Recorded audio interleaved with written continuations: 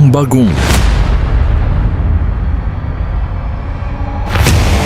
James Santos Channel.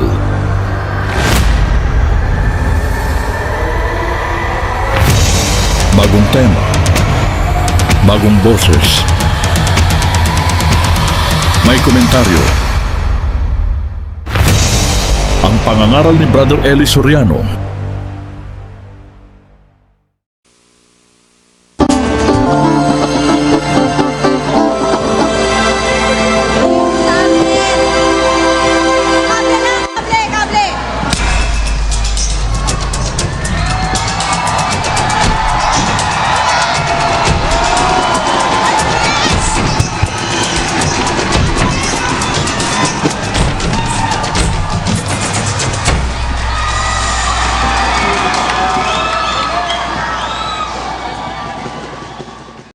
Ang mapapanood ninyo ay ang itanong mo kay Soriano, Biblia ang sasagot.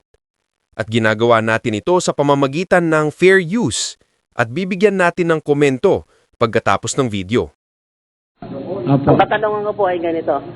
Bakit po mayroong Diablo at saan ba siya nanggaling? Brother Joseph, did you get the The question? question is, Brother Eli, bakit daw po may Diablo at saan siya nanggaling? Alam mo, yung Diablo, dating anghel yon. Ngayon, yung anghel na yon, nagmataas, gusto niya pumantay sa Diyos. Kaya siya naging Diablo or adversary. Ang kahulugan ng Diablo ay kalaban ng Diyos. Pakinggan mo sa 14:12 ng Book of Isaiah. Ganito sinasabi ng kasulatan. Ano't nahulog ka mula sa langit o tala sa umaga, anak ng umaga? Paanong ikaw ay lumagpak sa lupa, ikaw na siyang nagpahina sa mga bansa? At sinabi mo sa iyong sarili, ako'y sasampa sa langit, aking itataas ang aking luklukan sa itaas ng mga bituin ng Diyos. At ako'y uupo sa bundok ng kapisanan. Ako'y sasampa sa itaas ng mga kaitaasan ng mga alapaap. Ako'y magiging gaya ng kataas-taasan. Ayun, I will be like the Most High. Gusto niya makipantay siya sa Diyos no? Kaya po, naging demonyo siya, naging Diablo siya, naging kaaway siya ng Diyos. Siya po'y isang dating espiritong nilalang na nandun sa spirit world kasama ng Diyos, kapatid. Bakit po tinukso ni Satanas si Jesus Christ sa bundok ng Sinai? Bakit? Okay? Brother Joseph, please. Po, bakit daw po tinukso ni Satanas si Jesus Christ doon sa bundok daw po? Alam mo, kapatid, ang demonyo talagang ang kanyang trabaho ay iligaw ang mga tao. Pagka si Kristo matutukso niya, leader si Kristo maraming maisasama pagka natukso niya si Kristo. Maibabagsak niya ang gagawin ni Kristo pag natukso niya. Kaya siya nanunukso. Para idamay, kasi si Satanas kumbaga, hormentado na yan, naghahanap na lang yan ng damay. Parang tao na nag-aamok, kahit sino ang tamaan. Kaya ang pinipili naman ng demonyo, yung taong, o yung mga naglilingkod sa Diyos. At si Kristo, leader ng paglilingkod ng tao sa Diyos. Nagtatry siya na si Kristo ay kanyang makuha. Ba't hindi mangyayari yon? Dahil si Kristo ang anak ng Diyos. Kasi sabi niya, kung ikaw ang anak ng Diyos, if thou art the Son of God, command these stones to be bread. Sabi niya, utos mo sa mga batong ito na maging tinapay. But Jesus Christ answered and said, it is written, man should not live by bread alone, but by every word that proceeded out of the mouth of God. Yan ang sinabi ni Kristo. Kaya kahit anong panunukso ang ginawa ng demonyo, hindi siya umubra sa ating Panginoong Hesus. Kasi si Kristo nga ay gagawin ng Diyos na halimbawa para sa lahat ng taong susunod sa Kanya. Sa Philippians chapter 2, sinabi ang ganito. 2:9, kaya siya naman ay pinakadakila ng Diyos at siya'y binigyan ng pangalang lalo sa lahat ng pangalan. Brother Willie, sa 8 muna.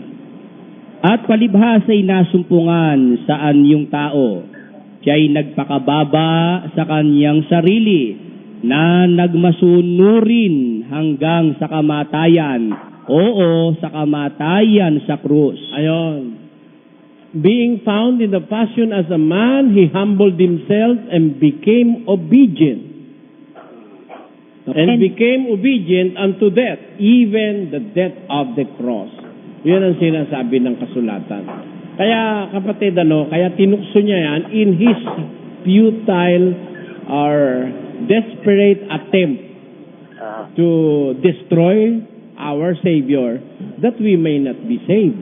Yun ang trabaho ng demonyo. Tawag sa Tagalog dyan, naghahanap ng damay. Okay, salamat sa iyo kapatid. Maraming salamat Salamat po, sa mga Brother. taga Abu Dhabi. Gusto ko lang, this is a follow-up siguro doon sa isang tanong kanina.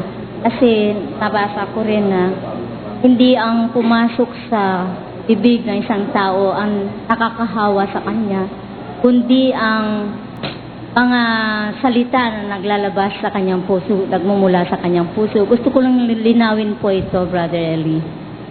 Alam nyo, yung sinasabi nung iba na yung pumapasok sa bibig, hindi nakakahawa sa tao, no ho? Kapatid, yung salitang hindi nakakahawa, speaking of persons other than yourself. Yung pumapasok sa bibig mo, hindi nakakahawa yon sa iba. Pero yung pumasok sa bibig mo, lason, matotodas ka. Yan ang ginagamit na scapegoat ng mga Baptist, na kahit ano raw ang kainin mo, walang bawal. That is taken out of context. Mali yan.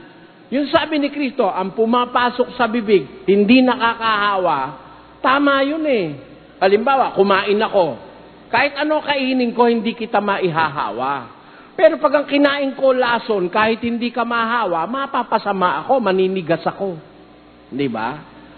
Yun ang pagkakamali ng mga Baptist dyan sa interpretasyon yan. Sinasabi yan sa, pakibasa nga kapatid na Willie. 15:11 ng Mateo, hindi ang pumapasok sa bibig ang siyang nakakahawa sa tao, kundi ang lumalabas sa bibig. Ito ang nakakahawa sa tao. Kasi whenever as a word comes out of your mouth, sino ba ang makakahawa? Hindi ba ang mahahawahan yung nakikinig? Words can even create crowd emotions. Halimbawa dito, sumigaw tayo, may sunog. Pag hindi nagtakbuhan kayo dyan eh. Dahil may sunog eh. Yung nanggagaling sa bibig, nakakahawa yun, nakaka-influensya yun sa iba. Pero yung pumapasok sa bibig, hindi makaka-impluensya yun sa iba. Kahit na ikaw ay kumain ng lason, ikaw lang mag-isa maninigas, yung hindi kumain, hindi maninigas. Ganun po ibig sabihin nun. Hindi ang ibig sabihin nun, lahat ng kakainin mo pwede na. Dahil kung ganun ang kahulugan nun, mismong ang Diyos, sa unang tao sinabi, huwag kang kakain yan. Sabi niya, thou shalt not eat of the fruit of the knowledge of good and evil in the midst of the garden. Ang sabi ng Diyos kay Adan. Kung totoo na, pagkakinain mo, hindi nakakahawa, ba't sasabihin niya pa kay Adan, thou shalt not eat of that fruit? Ibig sabihin, makakasama kay Adan pag kumain siya noon. And the result was, God have said the truth. Adam was misled because of eating that forbidden fruit. Yun ang ibig sabihin niyan, kapatid. Maraming salamat. Salamat po. Brother Eli, it's my great pleasure pala na makausap ko po kayo. Kami man po, Gusto kami ko lang man po po. itanong gusto ko lang po tanong sa inyo kung kailan po kayo nag-umpisa at bakit po Iglesia ng Diyos ang napili ninyong pangalan ng inyong samahan. Tapos, pangalawa po, bakit po meron po tayong yung Old Testament at saka New Testament? Bakit hindi na lang ginawang isahan na na Biblia, parang ganon?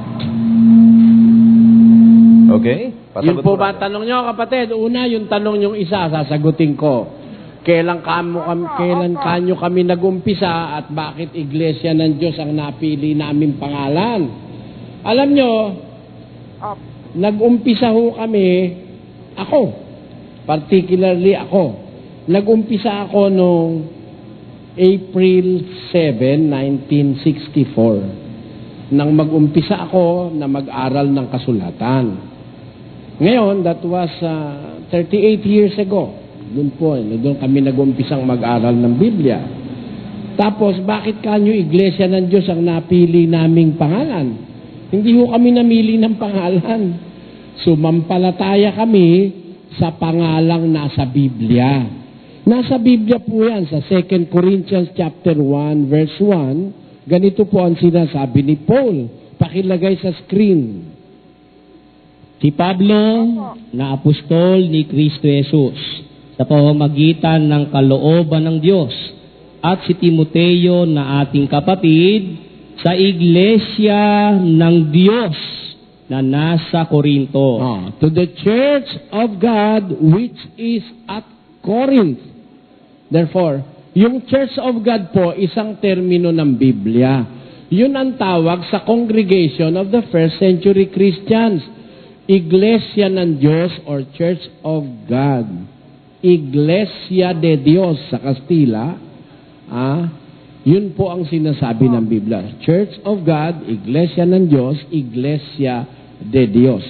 Yan po ay hindi namin pinili, kundi yan ang sinampalataya na naming mababasa sa Biblia.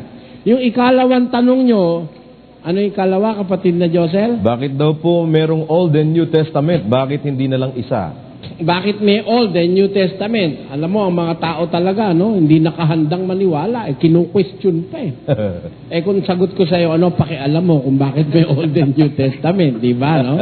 Pero ganito yon kapatid, maganda naman yung tanong mo, no? Bakit may Old Testament? Kasi, yun pong New Testament, ipinakikita nun yung katuparan nung nasa Old Testament books. Tandaan nyo po. That's why these books are related to one another.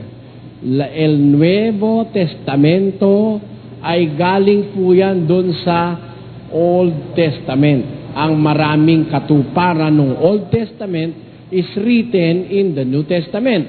Kaya po pinagsama-sama ito to prove that God is consistent with His words. Ang Diyos ay tama ang kanyang salita. Meron pong consistency ang salita ng Diyos from time past to the present and to the future. Ang Diyos ay hindi nagsisinungaling. Ang sinabi niya nung Old Testament times, nung mangyari sa New Testament, naganap in detail. Yan po ang dapat niyong mapansin. Kaya may Old and New Testament to show the relationships and the purity of the Word of God since the Old Testament times up to the New Testament times. Yan po ang sagot natin dyan, kapatid. Totoo po bang ang templo ng Diyos ay nasa katawan ng tao? Hindi.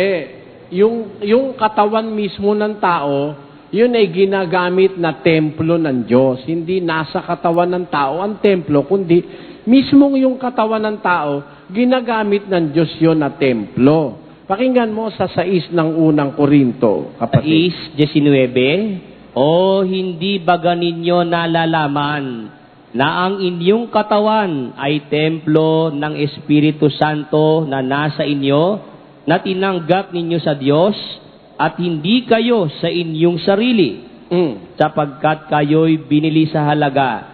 Luwalhatiin nga ninyo ng inyong katawan ang Diyos. Ayon, ang inyong katawan, luwalhatiin nyo ang Diyos sa pamamagitan ng inyong katawan.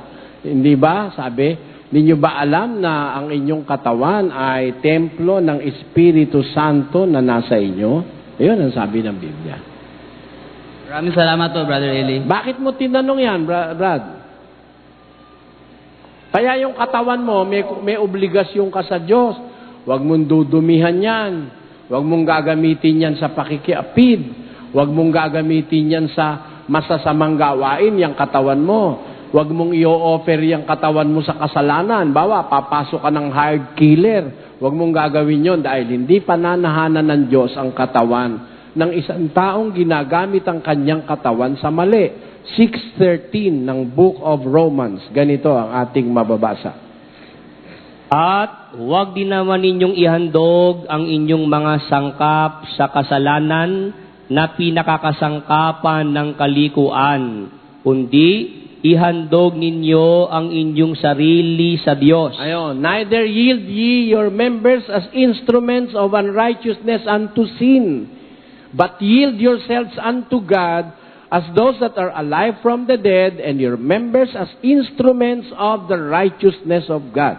We must use our bodies as instruments of God's righteousness. We must not yield our members or the members of our body as instruments of unrighteousness unto sin. Yun ang sabi. Salamat, kapatid. Maraming salamat po. Ang una ko pong tanong ay kaugnay po sa Daniel chapter 12. Ay, bakit nulit? Verse Verse 11 and 12 po. 12, 11, and 12. Ano po ang tanong nyo from those particular verses? Doon po sa dalawang verse na yon, meron po mga sinasabing mga araw. Opo. 1,290 and then 1,335. Pakipaliwanag nga po, Brother Eli, kung ano ibig sabihin yan. Basahin po natin ang Daniel chapter 12 verses 11 to 12. Brother Willie? At mula sa panahon na ang palaging handog na susunugin ay aalisin, at matatayo ang kasuklam-suklam na naninira, ay magkakaroon ng 1,290 araw. Ayon, meron po siyang tinutukoy, from the time that the daily sacrifice shall be taken away, and the abomination that maketh desolate set up, there shall be 1,290 days. Ito. Kailan po ba yung tinutukoy na panahon na maaalis yung mga sacrifices sa Israel? Sa Israel po kasi ito prophecy eh. Aalisin yung mga handog na araw-araw na sinusunog, ano? Mawawala po yon. At pagkawala nun, makikita na yung kasuklam-suklam na pagkasira. The Great Desolation. Yon, doon makikita yon. Pag nawala na, yung daily sacrifices na inihahandog sa Israel. Puntahan muna natin, nawala na po ba itong daily sacrifices na ito? Pakinggan niyo po sa Hebrews chapter 10, verse 10. Ganito ang ating mababasa, kung nawala na ito at kung kailan panahon. Basa. 10 verse 10, sa kaloobang yaon, tayo'y pinapaging banal sa pamamagitan ng pagkahandog ng katawan ni Kristo na minsan magpakailanman. 11. At katotohanang ang bawat saserdote na araw-araw ay nangangasiwa ng patayo at naghahandog na madalas ng gayon ding mga hain na hindi makaalis kailan pa man ng mga kasalanan. Ngunit siya nang makapaghandog ng isa lamang hain patungkol sa mga kasalanan magpakailanman ay umupo sa kanan ng Diyos. Ito po yun, kapatid. Kung nakikinig ka po, kailan mawawala yung laging handog na araw-araw na susunugin sa Israel? Mawawala po yun pag naghandog na si Kristo. At ang kanyang inihandog, yung kanyang katawan minsan at magpakailanman nung ito'y mapako sa krus. No? Ngayon, ganito po ang pag-solve niyan, kapatid.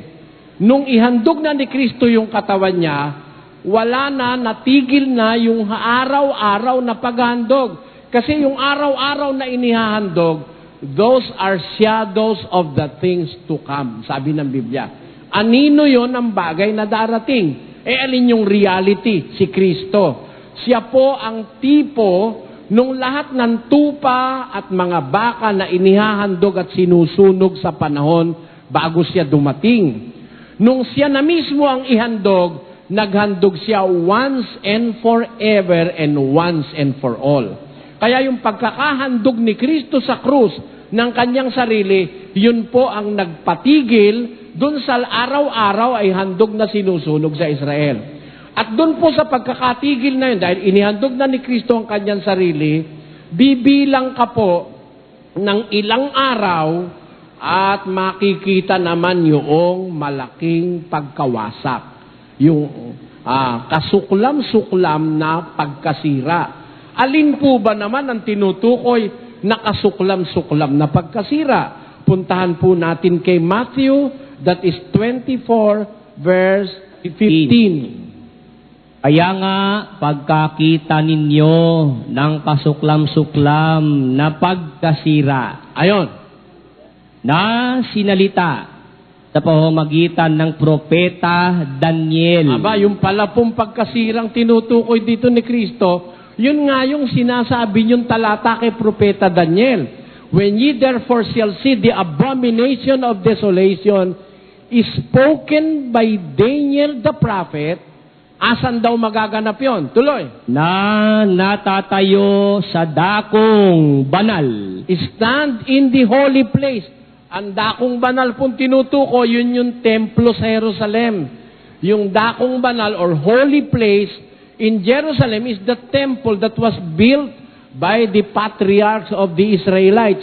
Yun yung templo. Yung dakilang templo sa Jerusalem, yun po pala'y sisirain. Mawawasak yun. Pag nakita nyo na ikayan, sabi niya, unawain ninyo kay Daniel. Ayon. Punta po tayo uli kay Daniel. Kailan po ba magaganap, propeta Daniel? Ang sabi po ng Panginoong Hesus, unawain daw namin sa'yo. Kailan po ba magaganap yung pagkawasak dun sa holy place o sa dakong banal o sa templo? Saan kailan magaganap? Pakinggan nyo kay Daniel, ganito ang sabi niya. Sa 9:2. Nang unang taon ng kanyang paghahari, akong si Daniel ay nakaunawa sa pamamagitan ng mga aklat ng bilang ng mga taon na sinalita ng Panginoon kay Jeremias na propeta. Dahil sa pagkaganap ng pagkasira ng Jerusalem, 70 taon. Ayon. Ang kaganapan po pala ng pagkasira ng Jerusalem, magaganap sa 70 taon. And on the 70th year, dun nga po magaganap yung desolation. Kasuklam-suklam na pagkasira. Kaya kung titignan nyo po sa world history, ang Jerusalem po ay giniera ng Roman army. Galing po dyan sa... Brother Eli, tatanong ko lang po ganito. Kasi kasalukuyan ko at maliit pa ako. Hanggang ngayon ay alam na natin po may papa. Ngayon po, meron pong mangangaral na babae nagpapatawag na tawag sa kanya ay mami. Kung bali sa born again po yun. Dapat po ba sa isang mangangaral na tawaging daddy o mami o papa?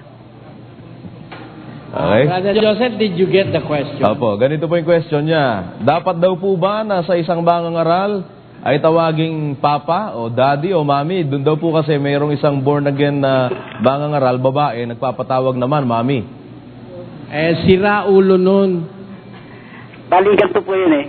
Alam nyo kapatid, ang magkakapatid, pati mangangaral, yung inaaralan, ang tawagan magkakapatid.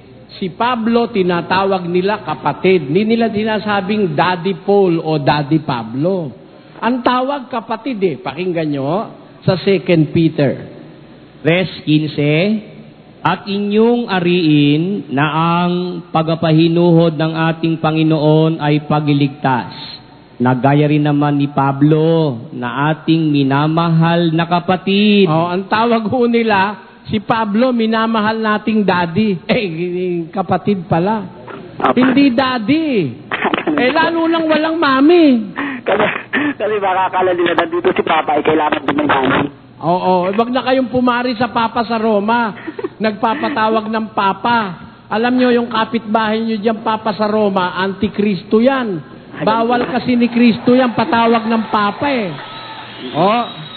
bawal ni Kristo yan. Pakinggan nyo sa 23:9 ng Mateo. Nasa Bibliang Katoliko at nasa Biblia rin ng Protestante. Ang sabi? 23:9 of the book of Matthew. And tell no man, your Father upon the earth. For one is your Father, which is in heaven. ilan daw po ang tatawagin nating Ama? Isa lang yung nasa langit. Call no man your Father upon the earth, for one is your Father which is in heaven. This is the teaching of Jesus Christ. Here comes now the Pope in Rome, letting his members call him Pope or Patros or Father. That will be an Antichrist. Kalaban ni Kristo yung Papa sa Roma na yan. Kasi dun sa tawag lang niya, sa kanyang title, magkalaban na sila ni Kristo. Sabi ni Kristo, call no man on earth your Father. But Catholic priests are very well delighted to be called Father. And not only Father, they are even adding adjectives and adverb. Most Holy Father. That is a blasphemous title being rendered to the Pope in Rome. That is Antichrist. Because according to Christ, we must not call any man on earth our Father. Pakibasa mo nga yan sa Tagalog, kapatid na Luz. At huwag ninyong tawaging inyong ama ang sino mang tao sa lupa, sapagkat iisa ang inyong ama, sa makatuwid bagay siya na nasa langit. Ayon, sabi, huwag niyong tatawaging ama ang sino man tao sa lupa pagdating sa relihiyon. Yun ang utos. Kung sa bahay may tinatawag kang ama, sa pamilya meron, okay lang. Pero pagdating sa relihiyon, hindi dapat na tawaging ama ang sino man tao sa lupa. Isa lang ang tatawagin mong ama, siyang nasa langit. Kaya, sabi niya, pray unto this manner, manalangin kayo ng ganito, Ama namin na nasa langit ka. Ilan ho ang tatawaging ama? Isa lang. Babasahin ko rito. Y vuestro Padre no llaméis a nadie en la tierra, porque uno es vuestro Padre, el cual está en los cielos. Uno, sabi ni Kristo. Porque uno es vuestro Padre. Religiously speaking, we have only one Father, that which is in heaven. Kaya nga kinakanta-kanta pa natin, Our Father, which art in heaven. Sa Katoliko, Our Father, who is in Italy. Sa Roma Magkaiba ang kongregasyong Kristiyano sa kongregasyong Romano. The father of the Roman Catholics is in Rome, while the father of the Christians is in heaven. And they are commanded by Christ to call no one on earth as their father. You will call Father only one, that Father which is in heaven, according to Christ. Yun ang sinasabi sa Biblia. Ganun po ba? Magandang gabi po. Buenas noches. Magandang gabi po, Brother Eli. Magandang gabi po. Guten Nacht. Magandang gabi po. Gusto ko po sana magpasalamat dahil sa pag-anib ng mga anak ko.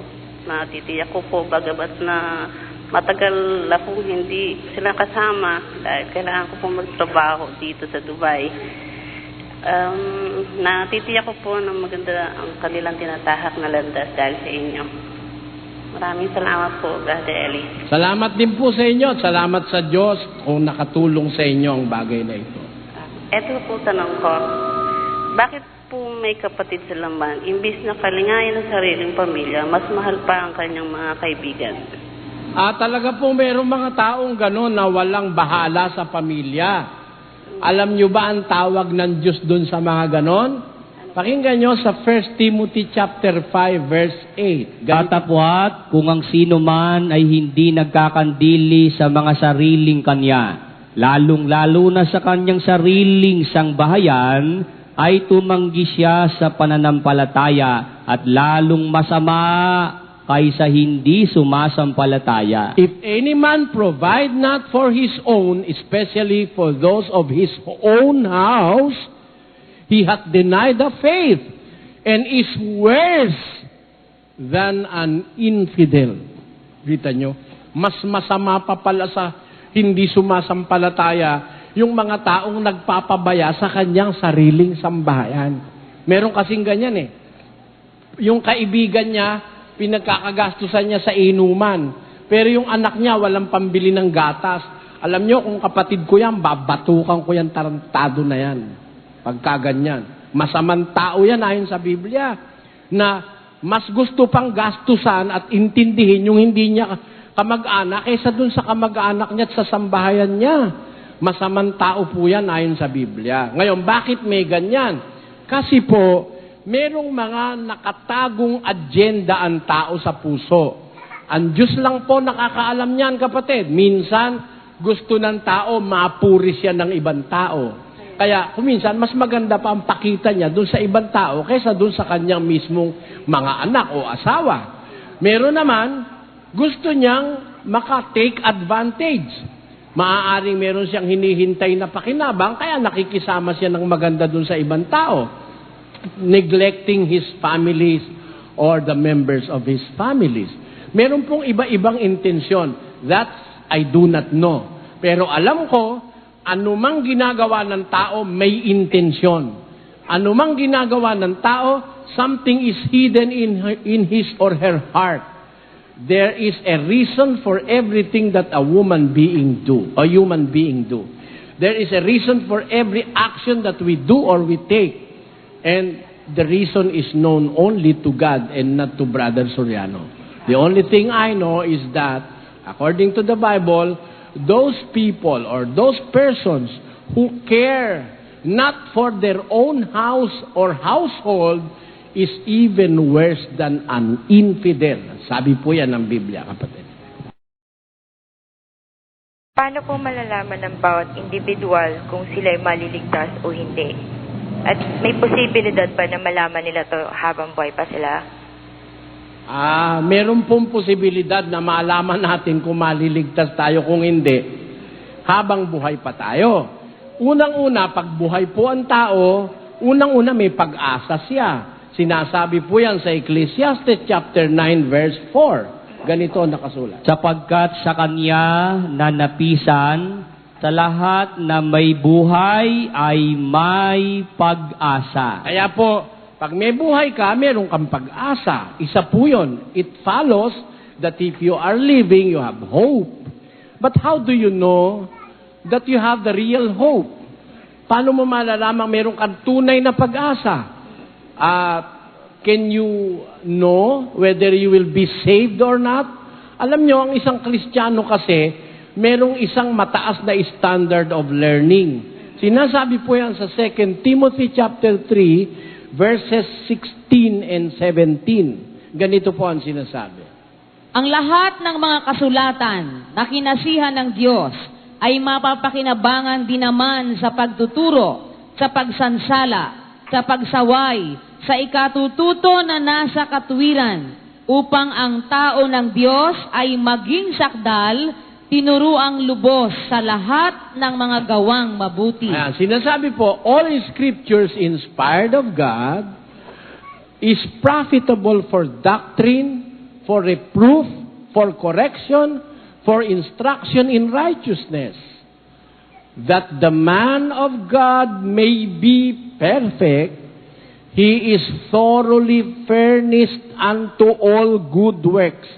Ang tao ng Diyos, para maging sakdal, siya'y tinuruang lubos sa lahat ng mga gawang mabuti. Therefore, mataas po ang standard of learning ng isang Kristiyano based on the Scriptures.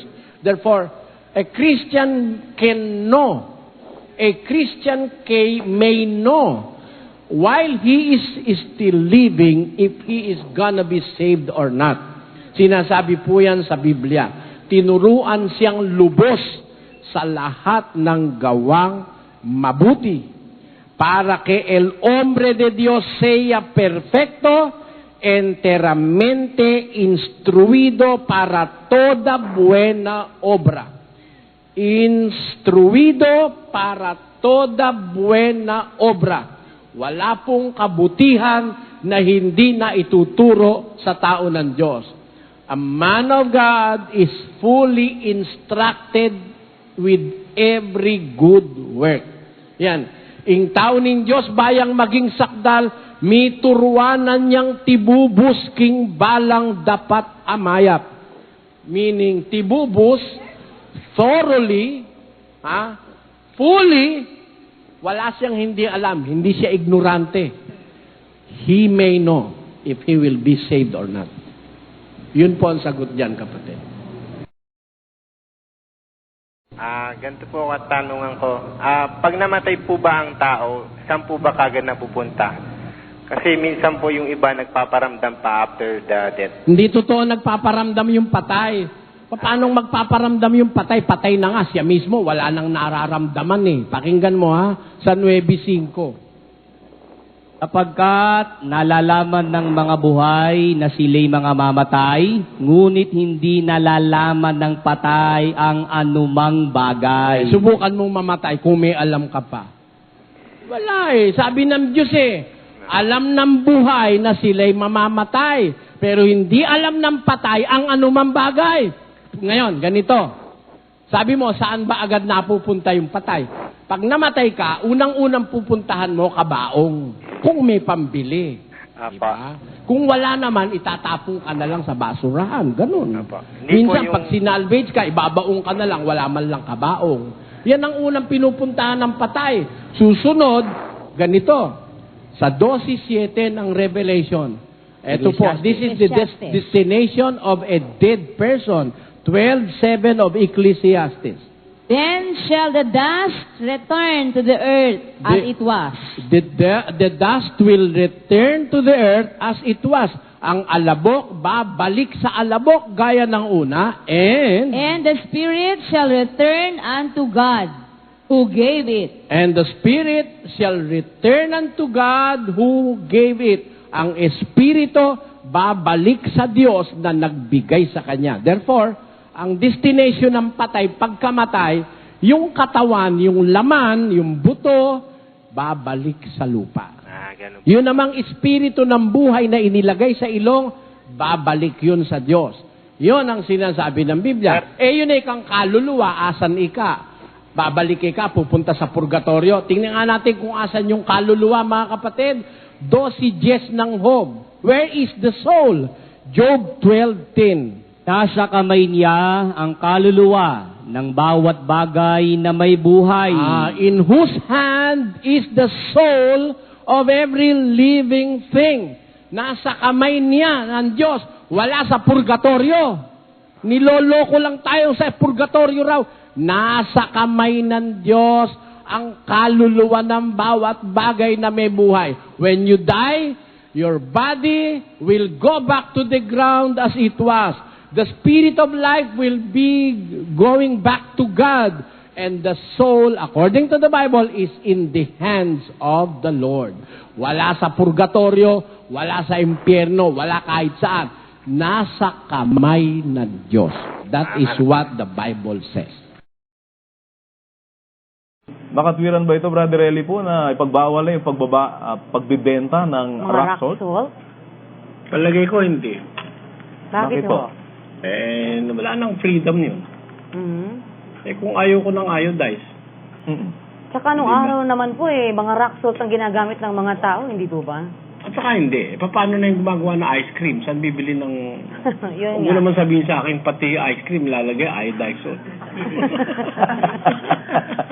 Oo nga. Paano yung mga nagtitinda ng tuyo? Iodized salt na rin gagamitin doon. Yan nga. Dapat isipin mo na nila yan. Parang wala nang freedom yun, Brother Joseph. Nako. Di ba meron tayong, yung attorney, freedom, ano yung mga freedom natin under the Bill of Rights? Apat po yun, di ho ba? Ano po yun? Yung freedom of religion, freedom of speech, freedom from want, Yun, freedom of the press, di ba? at saka freedom from ignorance. Yun. Kung halimbawa, ipipilit sa mamamayan yung iodized salt, hindi lang niliwanag kung bakit kailangan yung iodized salt. Hindi ba yun dahil sa may iodine yun, Brother Joseph? Opo. Basically, that's the difference kasi. Alam mo kasi, Brother Joseph, merong mga kind of sicknesses na hindi bagay ang iodine. Ganun mo ba? Ay, oo naman. Magaya po ng ano? You better ask a doctor. I am not a doctor. I'm not an expert in that particular field. Pero I know na hindi lahat ng tao nangangailangan ng iodine.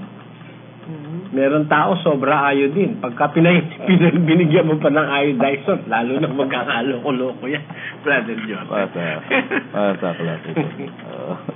And you have to look at that up in the internet, siguro. Yung merong tao na may iodine deficiency, pero merong tao hindi nangangailangan ng iodine.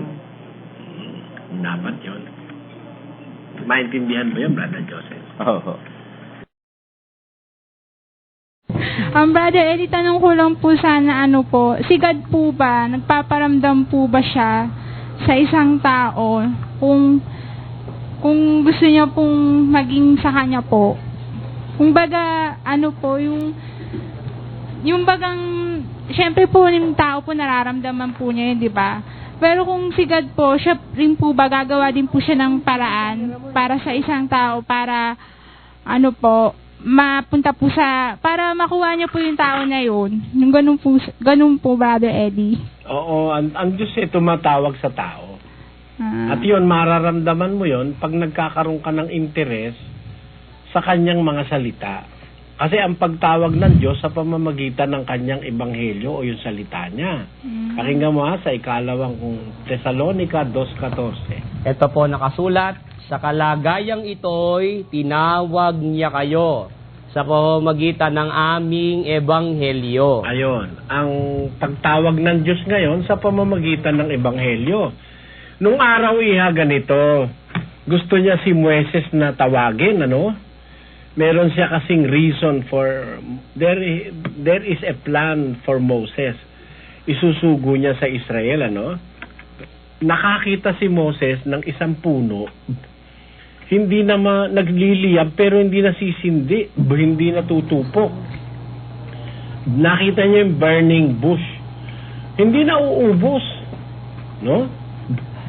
Hindi siya nako-consume ng fire. Natawag ang ni Moses doon, natawag ang kanyang pansin. Tapos nilapitan niya yung burning bush, yung nagsisinding punong kahoy. Alam mo nangyari? Doon siya tinawag ng Diyos. Sabi ng Diyos nung lumalapit na siya, Moses, Moses.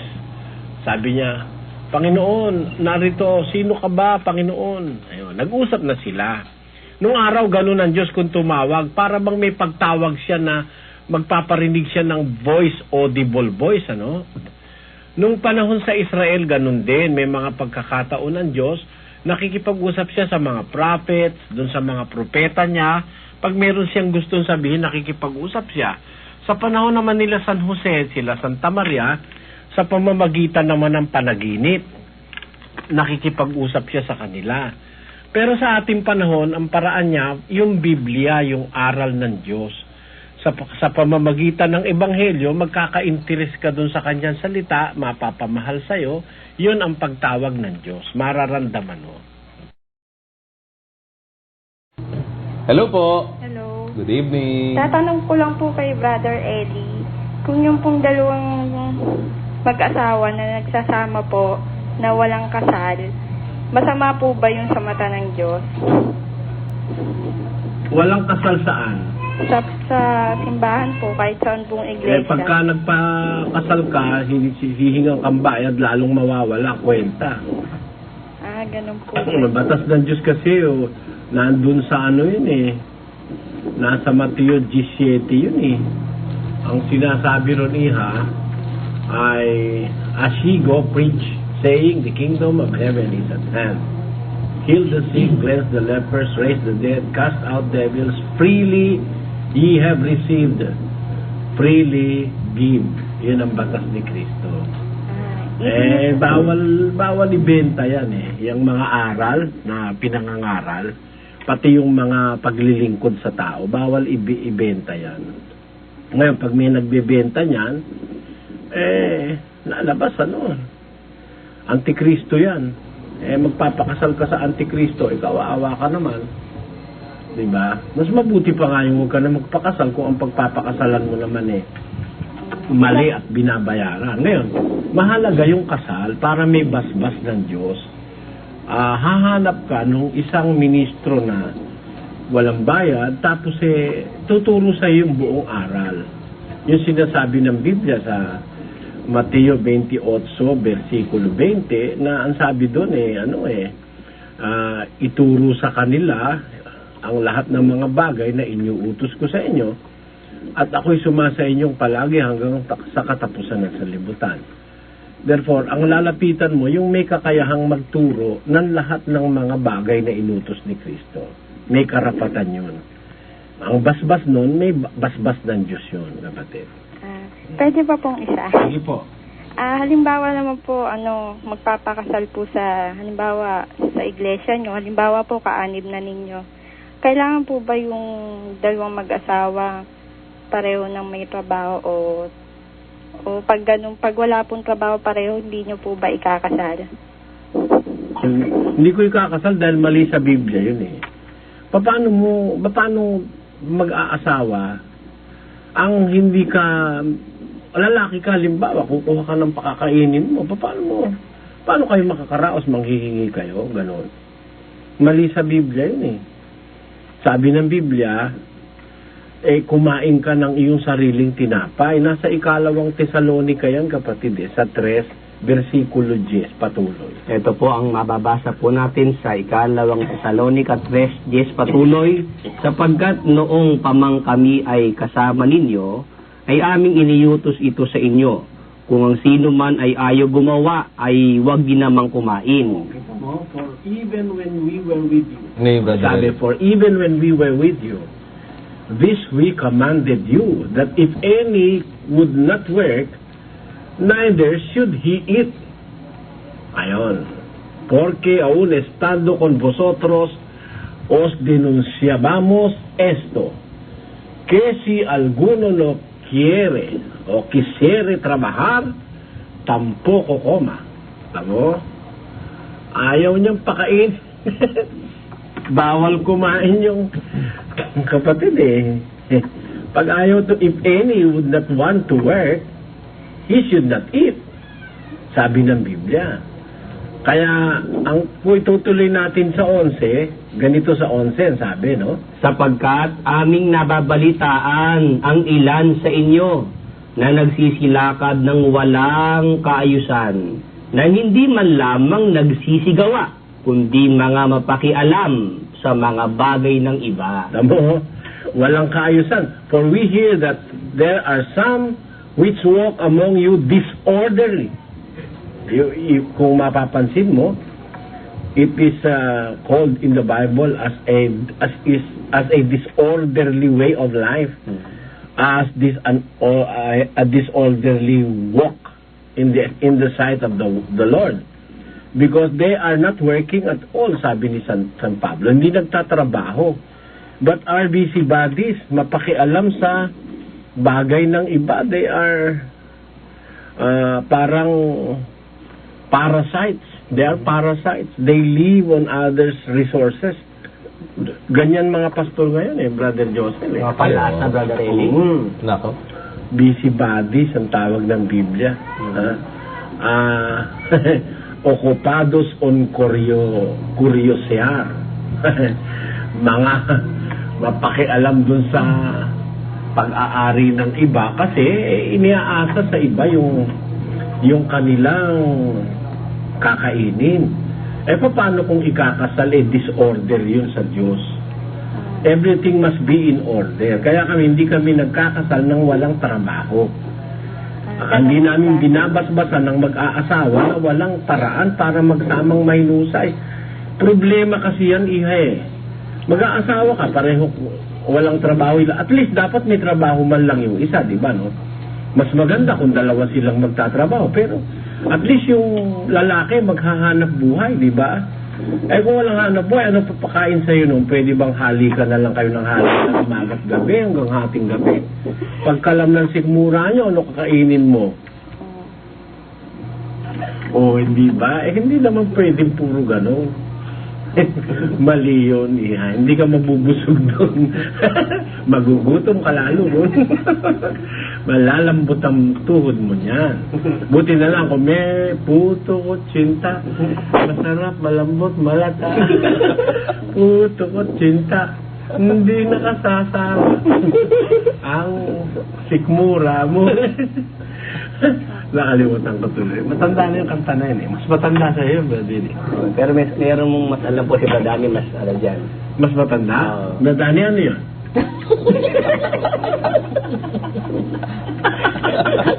Kung magiging ka na naman, nakakahawa yung magiging mo eh. Wala ka bang pamada? Wala po. Hindi ka magpamada at na yan yung buhok mo hindi nagtitikwasan. Dati Joseph, panghiram mo nga ng konting pera at na makabili ng pamada. Ayan masasabi ko kapatid, naman yung mag-aasawa ka, wala kang pambiling pamada. Paano ang gagawin mo nun? Kaya kailangan pag nag-aasawa, para orderly ang pamumuhay. Meron kang aasahan, hindi ka kukuha sa ibang resources na mag-i-interest ka sa ibang mga tao. Meron kang dapat na ipambubuhay sa iyong pamilya, sa iyong mahal. Kasi, paano ka makukumbinsi, kapatid? Babae ka, no? Paano ka makukumbinsi ng lalaki na mahal ka niya kung hindi ka niya pakakainin? At kung wala naman siyang ipapakain, kukunin ka na, gugutumin ka ba nun? Isusoga ka ba sa damuhan at okay na? Hindi naman ganun ang pag-aasawa eh. Pero yung kambing, kung kambing lang, kailangan nung kausap ni Brad Danny, goat eh, hindi ba Brad Danny? Ano? Kung kambing lang at ang mapapangasawa mo, bibili ka lang na isang lubid, so susuga mo lang sa okay na. Pero hindi tao yan, hindi naman pwedeng isoga sa damuhan yan. Mandal Diyos. Kaya yan, ibabahay mo, yan ay iyong ipapakainin, mamahalin mo yan. At ang pagmamahal, kasama doon yung huwag mong gugutumin yung mahal mo, di ba? Kaya hindi kami nagkakasal ng walang trabaho. Never. Yun ang aking masasabi sa iyo, kapatid. Bakit daw po tayo nabubuhay dito sa mundo? Ay, kaya tayo nabubuhay, ginawa tayo ng Diyos para gumawa tayo ng mabuting inihanda niya. Nasa 2:10 yan ng Efeso. Ang nakasulat po, sapagkat tayo'y kanyang gawa na nilalang kay Kristo Jesus para sa mabubuting gawa na mga inihanda ng Diyos ng una upang siya nating lakaran. Ayun. We are His workmanship, created in Christ Jesus unto good works, which God hath before ordained that we should walk in them. Porque somos hectura suya, criados en Cristo Jesus para buenas obras, las cuales Dios preparó para que anduviésemos en ellas. Ayun, ang sabi sa Kastila. Tayo manggagawa ng kanyang kabutihang inihanda para sa atin. Kaya tayo binubuhay ng Diyos para tayo sumunod sa Kanya eh. Pakinggan mo ha? Sa Gawa 17:26. Ang nakasulat sa 17 at ang talata po ay 26. Patuloy. At ginawa niya sa isa ang bawat bansa ng mga tao upang magsipanahan sa balat ng buong lupa, na itinakda ang kanilang talagang ayos ng mga kapanahunan at ang mga hangganan ng kanilang tahanan, upang kanilang hanapin ang Diyos. Ayun, hahanapin ng tao, kaya tayo nabubuhay dito sa lupa, hanapin ng Diyos para siya'y mapaglingkuran. Sino may control niya? Magandang gabi po. Curious lang po ako sa Catholic belief. May katotohanan po ba yung sinasabi na in other life daw po ba magkakakilala po ba yung yung pamilya or mag-anak or magkakaibigan? Magkakakilala kayo kung magkakasama kayo ng pupuntahan, kapatid. Baka pareho kayo mapunta sa langit, magkikita kayo, magkakakilala kayo siyempre. May katotohanan po yun. Oo, pero pagka napunta yung isa sa impyerno, hindi na kayo magkakakilala. Opo. Tama po yun. Kung pareho naman kayo sa impyerno napunta, magkakakilala rin kayo nun. Opo, I see. Makikita mo yung maraming artista ron pagka nagpunta ka sa impyerno. Totoo po yun. Dahil artista ron, palitan ng asawa. Walang totoo mura. po yun. Oo. Opo yun. Opo. Ganun. Opo. May katotohanan po pala yun. Oo, meron. Opo. Pwede pa po ang second question? Sige po. Yung tungkol naman daw po sa naririnig ko sa matatanda yung may katotohanan po ba yung kay Samuel Bilibet? Yung Wala sa Biblia yun, invento ng mga pari yun. Invento. Paski yung kay Veronica, yung nasa lubong daw si Cristo, pinunasan ng tuwalya, nagkaroon ng 3 mukha doon sa tuwalya. Nako, invento ng mga imahinasyon ng mga paring Katoliko yun. Hindi po yun makikita sa Biblia. Oo, hindi. Walang Samuel Bilibid sa Biblia. Alam mo yung ginawa ng Katoliko sa atin? Opo. Pinagluluko tayo ng mga paring pumunta rito, mga Kastila. Kung ano-ano, tinuro sa ating mali. Ngayon, ang sama ko ng loob sa mga paring Pilipino, tinuruan na tayo ng mali. Tinutuloy pa nila. Sana wag na nila tuloy. Pag wala sa Biblia, sana wag na nila tuloy, no? Hindi, tinutuloy pa nila, pinangangatwiraanan pa. Mga konsentidor yung mga paring Pilipino eh. Mas masama pa yan kaysa dun sa mga naunang pare. Dahil alam mo ng mali, tinutuloy mo pa. Pinangangatwiraanan pa, sasabihin, hindi raw nila sinasamba yung mga Diyos-Diyusan, yung mga kahoy, mga ribulto. Samantalang nasa libro, na pinapasamba talaga, nasa librong Katoliko, kapatid. Opo. Yun ang masama ang loob ko dun sa ganong mga pangyayari na para bang wala kang pagmamahal sa kapwa mo Pilipino. Alam mo ng mali, tinatakpan mo pa yung mali. Sana yung mali, ituwid. Kung ang mali lang yung halimbawa, yung pare ng lingkis ng babae, mali yung ginawa niya, doon lang naman siya sa babae mananagot. Sa akin, hindi ko naman masyadong, di ba? Personal niya na yung kasalanan Pero yung turo, pag mali, damay ka ron, kapatid. Sa pambababae ng pare, hindi ka madadamay, di ba, no? Kung hindi ka naman kasali dun sa kanyang love triangle, paano ka madadamay dun, di ba? Yeah. Pero pag nagturo siya ng mali, damay lahat ng naniniwalang Katoliko. Yun ang pinakamasamang magagawa ng isang ministro, magturo ng mali. Damay na lahat yung kanyang mga inaralan. Kaya kailangan para wala kang sasagutin sa Diyos, ako, gayon ang ginagawa ko. Alin yun nasa Biblia, yun ang sinasabi ko. Brother Willie. Kahit yun ay masakit, kahit yun ay malambot, kahit na yung matigas, kahit na yun ay masarap, kahit na yung mapait, kahit na yun ay mapakula, basta yung sinabi ng Diyos, okay lang. Dahil wala akong sagutin nun, sinasabi ko lang naman yung sinabi ng Diyos Sabi ng Diyos, may mga walang niya. Di sinasabi ko, may mga walang niya. May mga demonyo, may demonyo. May mga anak ng demonyo, meron. May anak ng patutot. Di ba? Nasa Biblia yun. Kaya lang, kung taterminuhan mong masama yun para sa iba, masama yun Kaya alam mo, nasanay na ang Filipino community. Yung sinanay tayo sa isang sosyedad na ipokrito at ipokrita. Paano po yung nadeli? Halimbawa, yung patutot, natatanggap natin yun, Yung prostitute, natatanggap sa media yun. Pero sabihin mo yung katumbas nun sa talagang Tagalog. Yung PUT, TA, hindi matatanggap yun, pipintasan ka. Pero you mean the same thing. Parang halimbawa, yung bayag, sinabi mo bayag, para sa iba masama yung bayag Pero, pagka sinabi mo naman kasing itlog, marami naman kasing itlog O hindi ba? May itlog ng ipis, may itlog ng butik marami itlog Pero para masabi mo yung buo na talagang tama, hindi na sabihin mo, yung halimbawa sa Biblia, sinasabi suso. Sa iba, masama, dibdib ang pinapalitan. Pag sinabi mong dibdib, iba Iba yung suso sa dibdib. To be more definite, dapat gamitin mo yung suso. Ano naman ang masama? Maliban na lang ang nakikinig, masama isip.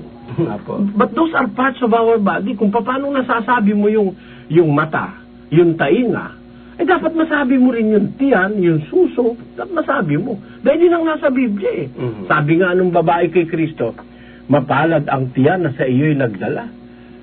Di ba? At ang dibdib na iyong sinusuhan. Di doon ginagamit sinusuhan. Di may suso, no? Apo. At doon sa Ezekiel, Brother Willie, merong ganitong nakasulat doon. Ito po'y nasa Ezekiel sa Kapitulo 23. Ito po ang ating mababasa sa talatang 2 patuloy. Anak ng tao, may 2 babae na mga anak na babae ng isang ina. At sila'y nagpatutot sa Ehipto. Sila'y nagpatutot sa kanilang kadalagahan. Dooy nangahigpit ang kanilang mga dibdib at dooy nangahipo ang mga suso ng kanilang pagkadalaga. Po, maliwanag yan, kapatid na Willie. Opo. Nahipo yung suso ng kanilang pagkadalaga. You can read that without malice, eh. If your intent is to tell the people the truth. Eh, alam mo, sa ating kultura, napaka nangibabaw yung kapaimbabawan, yung bulahan. Eh ako, ayoko ng bulahan sa dating daan eh. Sa lahat ng programa, itong straightforward na nagsasalita ng sinasabi ng Diyos na totoo eh. Nga po. Eh, kaya, doon ako pinagkakagalitan ng iba. Pero I'm bold to say everything that is in the Bible. And that is my way of telling my countrymen the truth. Whether it hurts or not, I do not care. What I care is for people to understand and to be enlightened about God's Word. Because that will be rewarding not only for myself, but also to those who will believe what I say. Yun ang sinasabi sa 4 of 1 Timothy verse 12. Diba? Sabi ron, kapatid na Willie. Ito po ang nakasulat sa 4 at 12 ng 1 Timoteo. Huwag hamakin ng sino man ang iyong kabataan, kundi ikaw ay maging uliran ng mga nagsisampalataya sa pananalita. Ayan, maging uliran ka sa pananalita, no? Alam mo, doon mga tagahaligit suhay, ako raw masama bunga nga ako raw. Eh, dapat kasi maging uliran ka sa pananalita eh. Opo. Be an example to people on your speech, no? Example in words. Ano ba ibig sabihin ng magiging example ka? You must speak gaya ng sinasabi ng Biblia. Paano, how would you speak? Speak the truth. And speaking the truth is being straightforward. Speaking the truth is being frank. Yun ang sinasabi sa Biblia. O, yun ang paraan ng Diyos na sinasabi. At ang sabi dun sa, pagka ginawa mo yan, yung paraan ng Diyos sa Biblia, ang sinasabi dun sa 4:16, diyan pa rin sa Timoteo, pakinggan nyo, nakasulat dyan. Mag-ingat ka sa iyong sarili at sa iyong turo. Pag-iingatan mo yung sarili mo, yung turo, pag-iingatan mo rin. Kasi yung turo, yun ang pinakamahalaga sa lahat eh. Manatili ka sa mga bagay na ito, sapagkat sa paggawa nito ay ang iyo ring sarili ang ililigtas mo at pati ng mga nagsisipakinig sa iyo. At mo, take heed unto thyself and unto the doctrine. Continue in them, for in doing this thou shalt both save thyself and them that hear thee. Ayun. Ten cuidado de ti mismo y de la doctrina persiste en ello, pues haciendo esto, a ti mismo salvarás y a los que te oyeren. ¿Cómo? Maliligtas ka, salvarás y a los que te oyeren. Yung nakikinig sa'yo. Oyer. Oyerin. Diba? Yan ang kailangan para maging dapat ang tao, kapatid na Willie. Kaya, yung mga ignoramos na pumupuna sa akin, bastos daw ako magsalita. Anong bastos? Sinabi ng Biblia, suso. Di suso yung sasabihin ko. Sinabi ng Biblia, kalibugan. Ano, papalitan mo ba yun? Kahalayan, Brother Eli. Ay, mali yun. Iba yung kahalayan sa kalibugan. Bawat tao may kahalayan. Pero iba yung kalibugan. Pag kalibugan, ano na yun? Sobra na yun. At tinan mo si Maria at si Jose mag-asawa. Apo. Si Zacarias at Elizabeth mag-asawa. Apo. Malibog ba yon? Walang nakasulat doon. Ha? Bakit? Kasi ini-exercise nila yung lawful relationship of a man and a woman. Wala kang mababasang gumawa sila ng kalibugan. Pero, para sa iba, pag nagsiping kalibugan eh. Diba? Hindi ganun eh. Mali sa Biblia yun, kapatid. Bibigyan natin ng komento ang napanood nating video. Ito ay malayang komento lamang at hindi upang magmarunong. Ang bibigyan natin ng komento ay tungkol sa tanong na kung saan napupunta ang mga taong namatay na. Hindi ba may sinabi si Jesus tungkol sa isang mayaman at sa isang pulubi na ang pangalan ay Lazaro? Nang mamatay sila kapua, sila ay pumunta sa mundo ng mga patay kung tawagin ay Hades sa salitang Griego at sa salitang Latin naman ay impyerno. Sa Hades ay may dalawang bahagi na destinasyon ng mga taong namatay. Ang mayaman ay mapunta sa Hades pagdurusa kung saan inaapuyan ng mayaman. At ang pulubi naman na si Lazaro ay nasa Hades kaaliwan na inaaliw siya ni Abraham. At nakikilala ng mayaman si Lazaro. At tungkol naman sa nakasulat sa Job, Kapitulo 12, versikulo 10 na ang sabi, nasa kamay niya ang kaluluwa ng bawat bagay na may buhay at ang hininga ng lahat ng mga tao. Malinaw ang pagkakasabi na ang kaluluwa ng bawat bagay na may buhay ay tumutukoy sa lahat ng mga kaluluwa, maging tao o hayop.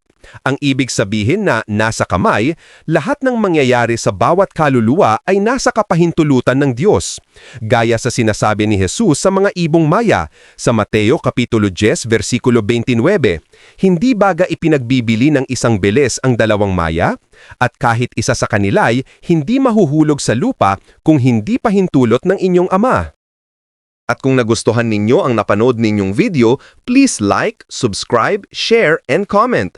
At maraming salamat sa mga sumusuporta sa pamamagitan ng GCash. At marami pa kayong mapapanood na hindi pa na-upload sa internet. Maraming salamat sa panonood.